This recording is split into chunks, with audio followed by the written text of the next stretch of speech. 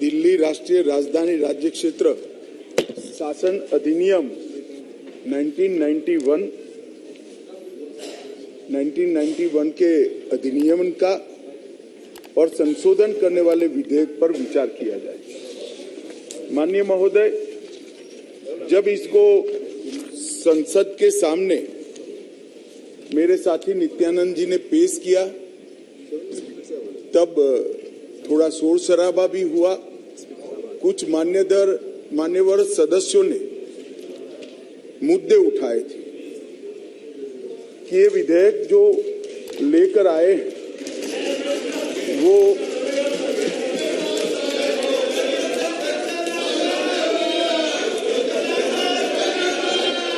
ऐसे ही सदन चलाओ तो अच्छा लगता है।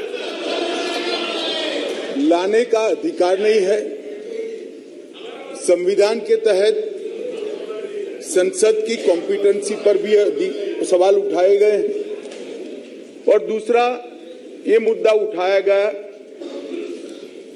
कि विधेयक जो लेकर मैं इस सदन के सामने उपस्थित हुआ हूं वो विधेयक सुप्रीम कोर्ट के जजमेंट के भावनाओं के विरुद्ध है। मान्यवर, सबसे पहले मैं यह दोनों चीजों का बहुत डिटेल जवाब देना चाहता हूं क्योंकि उस वक्त जब मैं खड़ा हुआ विपक्ष का मूड सुनने का नहीं था। आज कुछ अच्छा भी मूड दिखता है। तो मान्यवर, जब तक कॉम्पिटेंसी का सवाल है,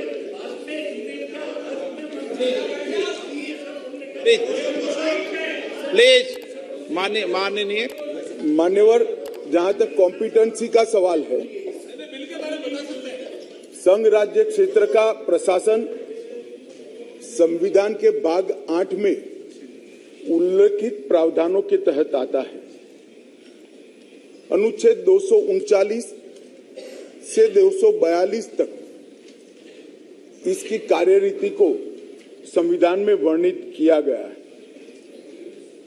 और अनुच्छेद 239 के ए में विशेष प्रावधान किए गए हैं जिसके तहत दिल्ली विधानसभा सहित एक संघ शासित प्रदेश है।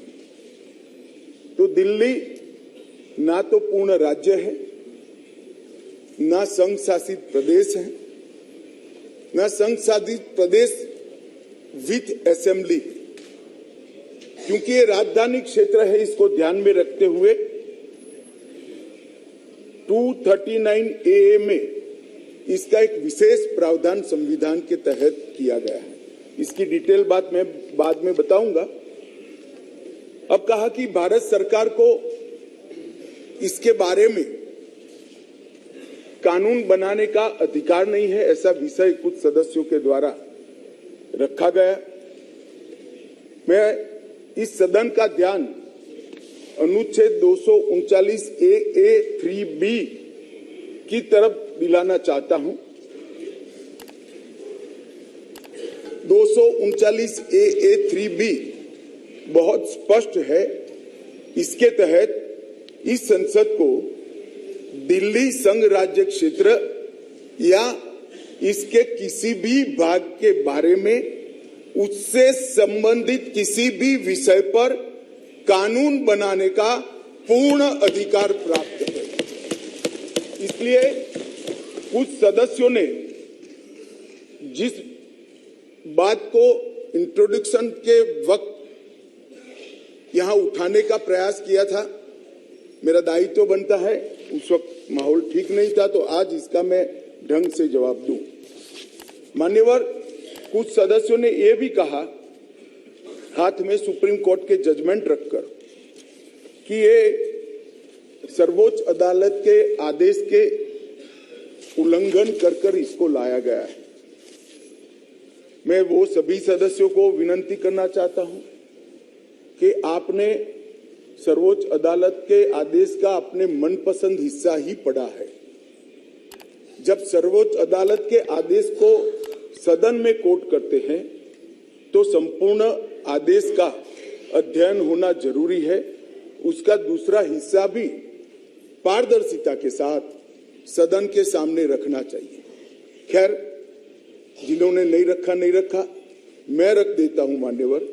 मैं स्पष्टता करना चाहता हूं कि ये विधेयक जो है, इसमें सर्वोच्च अदालत के निर्णय को जो उन्होंने रिफर किया है, उसके पैरा 86, पैरा 95 और विशेष कर पैरा 164 ऐप की ओर मैं ध्यान आकर्षित करना चाहता हूं। उसमें स्पष्टता से कहा है कि संसद को 239 AA के तहत दिल्ली संघ राज्य क्षेत्र के किसी भी विषय पर कानून बनाने का अधिकार है। ये अदालत ने अपने जजमेंट के अंदर बहुत स्पष्ट कर दिया है। मान्यवर, अब मैं थोड़ा विधेयक पर बात करना चाहूंगा। दिल्ली शासन, इसकी एक ऐतिहासिक पृष्ठभूमि है मान्यवर। दिल्ली की स्थापना 1911 में अंग्रेजों के शासन के द्वारा महरौली और दिल्ली दो तहसीलों को पंजाब प्रांत से अलग कर बनाई गई। 1919 और 1935 में ब्रिटिश सरकार ने चीफ कमिश्नर प्रोविंस का नोटिफिकेशन किया और दिल्ली को चीफ कमिश्नर प्रोविंस के तहत रखा गया। आजादी के बाद पट्टाभी सीतारामैया समिति ने दिल्ली को राज्य स्तर का दर्जा देने की सिफारिश की। हालांकि जब सिफारिश संविधान सभा के समक्ष आई, मेरा विपक्ष के सदस्यों को विनम्रता से अनुरोध है कि इस बात को जरा गौर से सुनेगा। पट्टाभी सीतारामैया समिति की सिफारिश जब सदन के सामने आई, तब पंडित जवाहरलाल नेहरू जी, श्रीमान सरदार पटेल, राजाजी, राजेंद्र प्रसाद और डॉक्टर अंबेडकर जैसे नेताओं ने इसका विरोध किया कि ये उचित नहीं होगा कि दिल्ली को पूर्ण राज्य का दर्जा दिया जाए। मैं फिर से एक बार रिपीट करता हूं, किसने विरोध किया था? पंडित नेहरू ने किया था, सरदार पटेल ने किया था, राजा जी ने किया, राजेंद्र प्रसाद जी ने किया और अंबेडकर जी ने भी इसका विरोध किया था। और उस वक्त पंडित नेहरू जी के एक चर्चा के हिस्से को मैं सदन के सामने रखना चाहता हूं। 2 साल पहले सदन ने एक समिति, सीतारामैया समिति की नियुक्ति की और अब जब रिपोर्ट आया है तब दुनिया बदल गई है, भारत बदल गया है और दिल्ली काफी हद तक बदल गई है। इसलिए दिल्ली में हुए इन परिवर्तनों की परवाह किए बगैर उस समिति की सिफारिशों को स्वीकार नहीं कर सकते और स्वीकार करना वास्तविकता से पूरी तरह मुंह मोड़ लेना होगा। एक समय तो नेहरू जी ने संविधान सभा के सदस्यों को यहां तक कहा कि चूंकि नई दिल्ली में 3/4 संपत्ति केंद्र सरकार की है, इसलिए तर्कसंगत यही होगा कि इसको केंद्र के अधीन रखा जाए। बाद में जब अंबेडकर जी ने समापन किया, तब उन्होंने कहा, जहां तक दिल्ली का सवाल है, हमें ऐसा लगता है कि भारत की राजधानी के रूप में शायद ही किसी स्थानीय प्रशासन को मुक्त अधिकार यहां दिए जा सकते हैं। संयुक्त राज्य अमेरिका और ऑस्ट्रेलिया में जो राजधानी के क्षेत्र है, इसकी मिसाल भी उन्होंने वहां दी और उन्होंने कहा कि इसके लिए एक अलग व्यवस्था करनी चाहिए और संविधान सभा में इस पर जोड़ना चाहिए। खैर, मैं इसलिए कहता हूं कि आप जिस चीज का विरोध कर रहे हैं, ये सिफारिश किसकी थी ये आपको मालूम होना चाहिए। ये पंडित नेहरू की सिफारिश थी। मान्यवर, मैं उसके बाद में 1991 में सी स्टेट एक्ट के द्वारा दिल्ली को विधानसभा दी गई, परंतु 56 में राज्य पुनर्गठन आयोग की सिफारिशों पर दिल्ली की विधानसभा हटाकर उसको संघ राज्य घोषित किया गया। लगभग 3 दशक तक ये व्यवस्था चलती रही। 87 में सरकारिया कमेटी बनी, जो बाद में बालाकृष्णन कमेटी के रूप में जानी गई, और 91 में 69वां संविधान संशोधन किया गया, और इसके बाद दिल्ली राजधानी राज्य क्षेत्र शासन अधिनियम 1991, जिसमें मैं आज संशोधन लेकर आया हूं, इसको इस महान सदन ने पारित किया गया। और वही विधेयक के अंदर, संविधान संशोधन के अंदर 239A, जिसका मैंने जिक्र किया, उसमें इस संसद को राजधानी क्षेत्र के किसी भी हिस्से के लिए और किसी भी कार्य के लिए कानून बनाने के लिए संपूर्ण अधिकार संसद को देने का काम किया गया। मान्यवर, समस्या कहां से समाप्त शुरू हुई? 1993 से व्यवस्था चली आ रही थी। कभी भारतीय जनता पार्टी सत्ता में आई, कभी कांग्रेस पार्टी ने शासन किया, कभी ऊपर कांग्रेस का शासन था तब हमारी सरकार थी, तो कभी ऊपर कांग्रेस की सरकार थी तब नीचे हमारा शासन था, मगर कोई झगड़ा नहीं हुआ। सब कुछ ठीक चल रहा था, क्योंकि किसी की मंशा अधिकार हथियाने की नहीं थी, सेवा करने की। कांग्रेस पार्टी ने भी भाजपा के साथ झगड़ा नहीं किया, भाजपा ने भी कांग्रेस सरकार के साथ झगड़ा नहीं किया, और बहुत अच्छे से चल रहा था, कोई डिस्प्यूट नहीं, कोई झगड़ा नहीं। 1915 में स्थिति बदली और यहां 2015 में यहां स्थिति बदली और यहां एक ऐसे दल की सरकार आई जिसका मकसद, मुझे कोई झिझक नहीं है कहने में, जिसका मकसद सेवा करना है ही नहीं, झगड़ा करना। माननीय अध्यक्ष जी अनेक पार्टियों के मुख्यमंत्री रहे, अनेक पार्टियों की मिलीजुली सरकार रही, शुद्ध रूप से सरकार रही, मगर राष्ट्र सेवा करने में और जन सेवा करने में किसी भी पार्टी को कोई दिक्कत नहीं आई। मैं बाद में बात करूंगा क्या दिक्कत है वो, उसकी भी डिटेल बात करूंगा, प्रॉब्लम क्या है। प्रॉब्लम ट्रांसफर पोस्टिंग के अधिकार का नहीं है, विजिलेंस को कंट्रोल में लेकर बंगला जो बना दिया है, इसका सत्य छुपाना है। जो भ्रष्टाचार हो रहा है, इसका सत्य छुपाना है। मान्यवर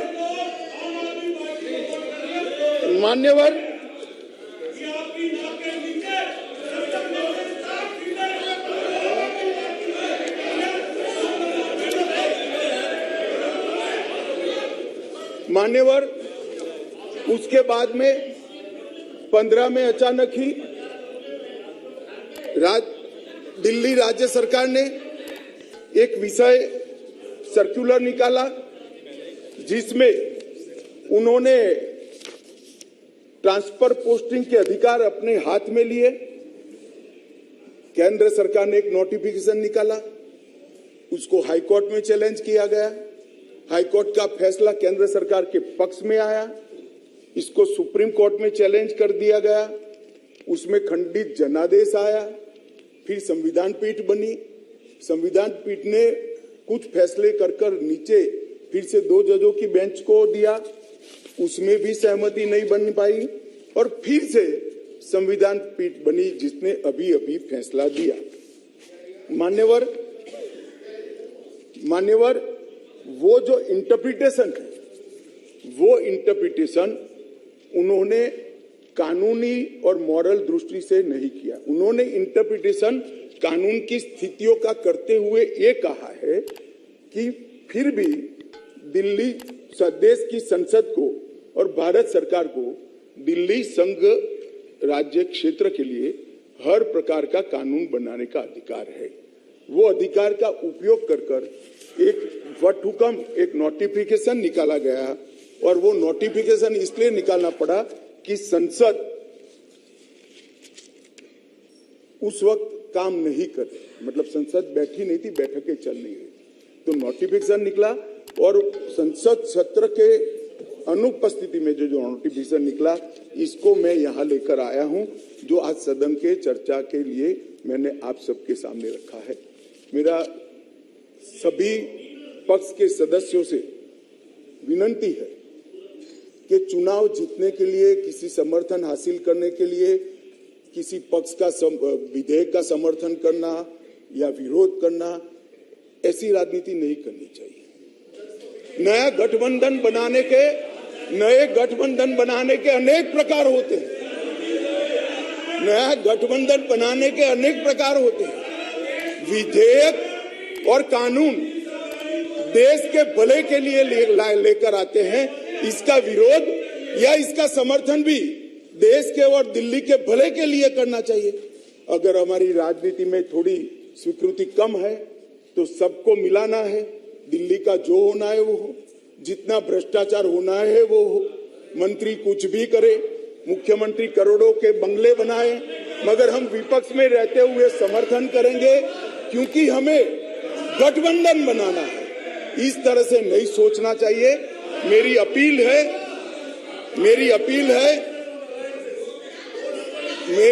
है विपक्ष के सदस्यों को कि आप दिल्ली की सोचिए, अलायंस की मत सोचिए। अलायंस से फायदा नहीं होने वाला है। अलायंस होने के बाद भी पूर्ण बहुमत से नरेंद्र मोदी प्रधानमंत्री बनने वाले हैं। इसलिए ये अलायंस के कारण जनता के हितों की बलि मत चढ़ाइए। जनता सब देख रही है। अलायंस कर आप अगर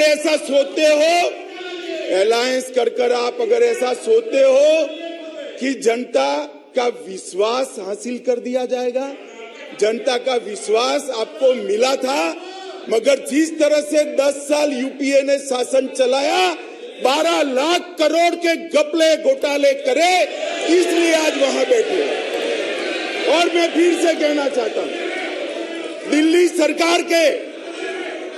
सरकार के घपले घोटाले भ्रष्टाचार को प्रछिन्न रूप से अलायंस की गरज के कारण मदद कर रहे हो। पूरा देश देख रहा है और पूरा देश चुनाव में इसका हिसाब किताब करेगा। मान्यवर, मैंने ये सदन के सामने रखा है बिल को। मेरा सभी से निवेदन है कि अलायंस के मद्देनजर इस पर अपना अभिप्राय न करे। देश के और राजधानी क्षेत्र के भले के लिए न्यूट्रलिटी से बात करें। और वैसे भी मैं बता देता हूं, विशेषकर कांग्रेस पार्टी वालों को, कि ये बिल पारित होने के बाद वो अलायंस में आपके साथ आने वाले नहीं है। तो जो सच है वो करिए। इतना अपील करके मेरी बात को समाप्त करें।